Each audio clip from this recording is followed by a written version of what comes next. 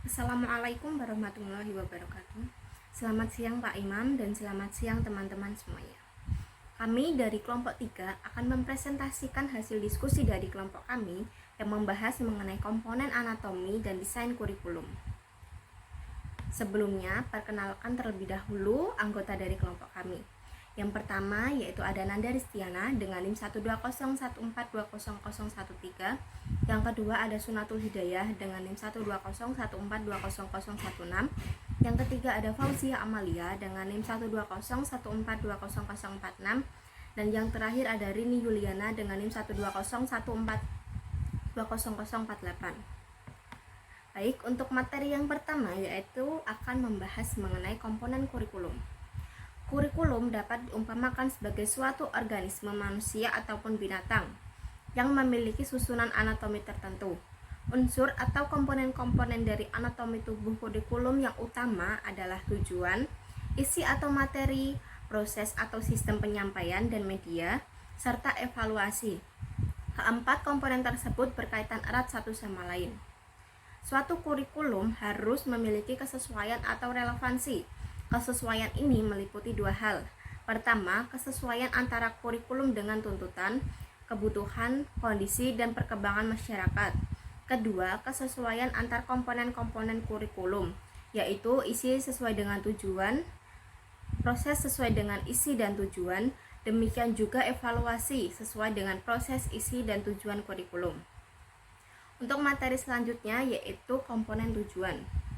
Tujuan merupakan sebuah komponen kurikulum yang fundamental dan peka sekali, karena hasil kurikuler diinginkan tidak hanya sangat mempengaruhi bentuk kurikulum, tetapi memberikan arah dan fokus untuk seluruh program pendidikan. Komponen tujuan terdiri dari yang pertama yaitu tujuan pendidikan nasional. Tujuan pendidikan nasional merupakan tujuan jangka panjang atau tujuan ideal dari pendidikan bangsa Indonesia. Yang kedua ada tujuan institusional atau lembaga. Tujuan institusional merupakan sasaran pendidikan suatu lembaga atau pendidikan. Kemudian yang ketiga yaitu ada tujuan kurikuler atau kurikulum. Tujuan kurikuler adalah tujuan yang diinginkan untuk dicapai oleh suatu program studi. Dan yang terakhir ada tujuan instruksional. Tujuan instruksional adalah target yang harus dicapai oleh sesuatu mata pelajaran. Selanjutnya ada komponen belajar ajar atau pengalaman belajar. Untuk mencapai tiap tujuan mengajar yang telah ditentukan diperlukan bahan ajaran. Isi atau materi kurikulum adalah semua pengetahuan, keterampilan, nilai-nilai, dan sikap yang terorganisasi dalam mata pelajaran. Sedangkan pengalaman belajar dapat diartikan sebagai kegiatan belajar tentang atau belajar bagaimana disiplin berpikir dari suatu disiplin ilmu atau segala aktivitas siswa dalam berinteraksi dengan lingkungannya. Selanjutnya ada sekuen bahan ajar. Bahan ajar tersusun atas topik-topik dan subtopik tertentu. Topik-topik atau subtopik tersusun sekuen tertentu yang membentuk suatu sekuen bahan ajar. Ada beberapa cara untuk menyusun sekuen bahan ajar. Yang pertama ada sekuen kronologis.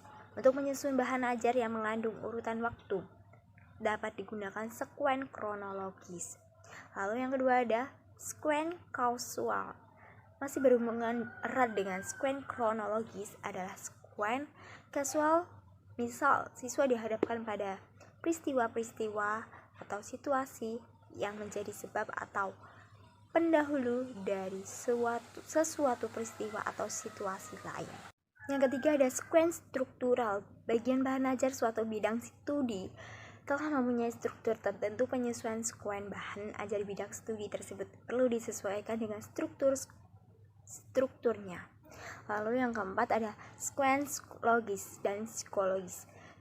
Bahan ajar juga dapat disusun berdasarkan urutan logis.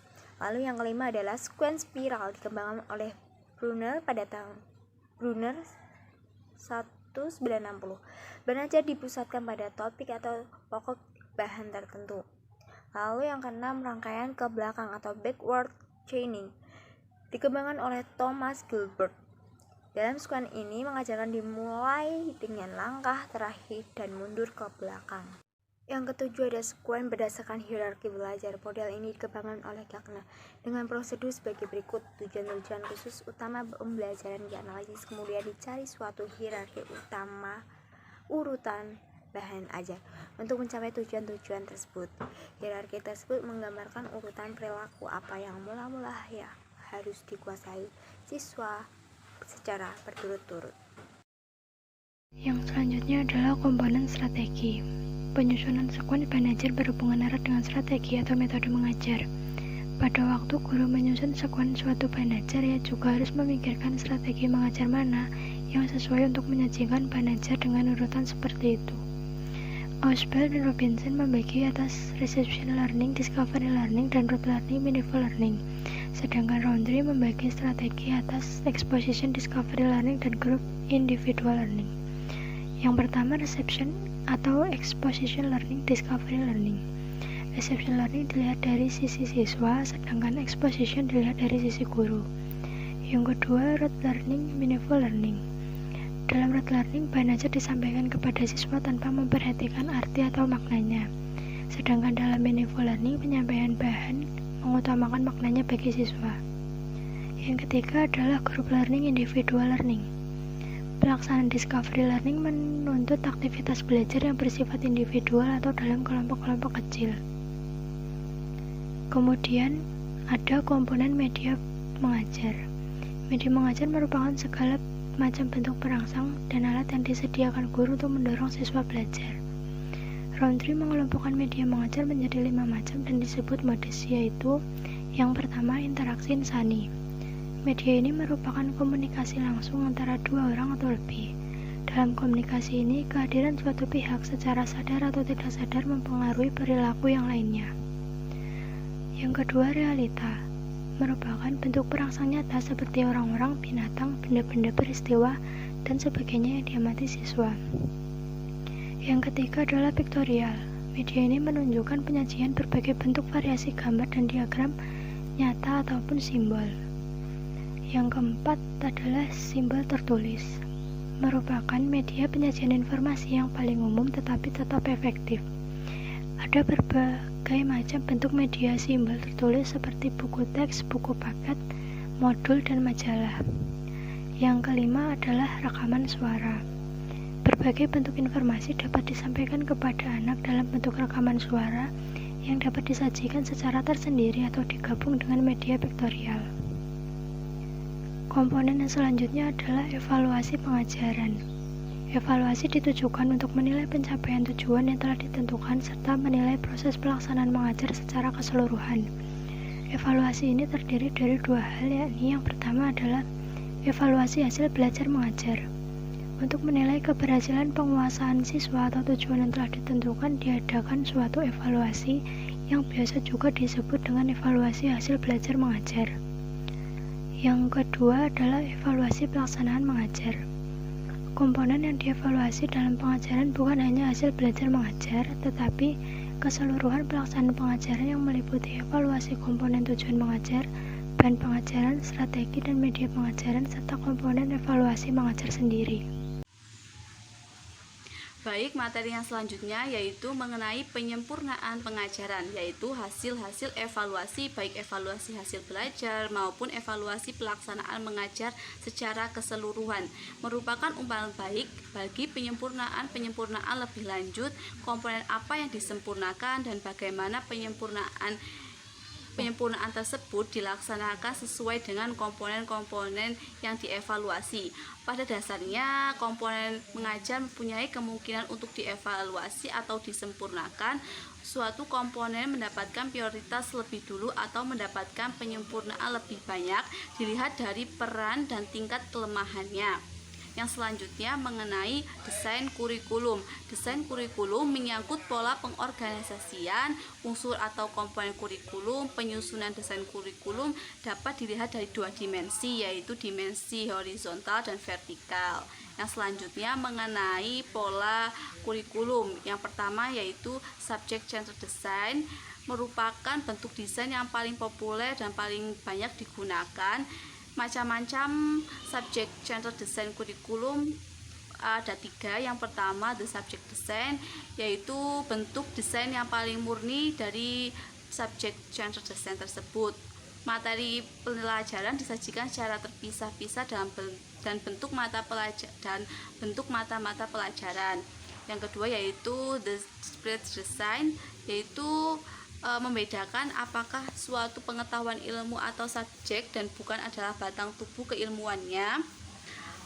Apakah suatu bahan pelajaran itu di disiplin ilmu atau bukan. Untuk menegaskan hal itu, mereka menggunakan istilah disiplin.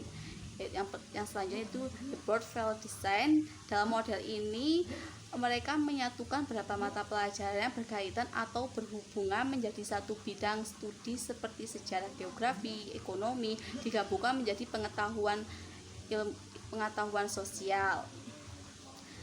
Pola yang kedua yaitu learner centered design, itu terbagi menjadi yang pertama yaitu the activity atau experience design. Model ini berawal pada abad 18 atas hasil karya Rawson dan Pestalozzi yang berkembang pesat pada tahun 1920 sampai 1930-an, yaitu menyangkut struktur kurikulum ditentukan oleh kebutuhan dan minat peserta didik.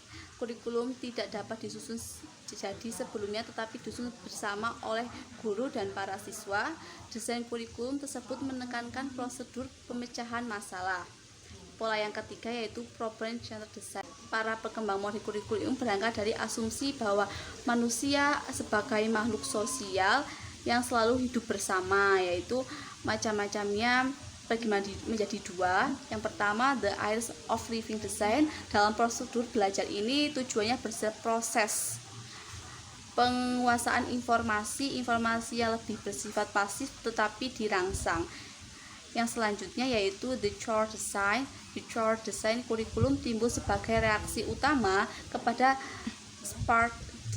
subjek desain yang bersifat terpisah-pisah. Dalam mengintegrasikan bahan ajar, mereka memilih mata-mata pelajaran atau bahan ajar tertentu sebagai inti. Pelajaran lainnya dikembangkan di sekitar chore tersebut. Karena pengaruh pendidikan progresif, berkembang teori tentang chore design yang didasarkan atas pandangan progresif. Menurut konsep ini, inti-inti bahan ajar dipusatkan pada kebutuhan individu dan sosial. Sekian presentasi dari kelompok kami. Apabila ada pertanyaan bisa ditanyakan lewat chat atau melalui forum Elena. Mohon maaf apabila ada kesalahan. Wassalamualaikum warahmatullahi wabarakatuh.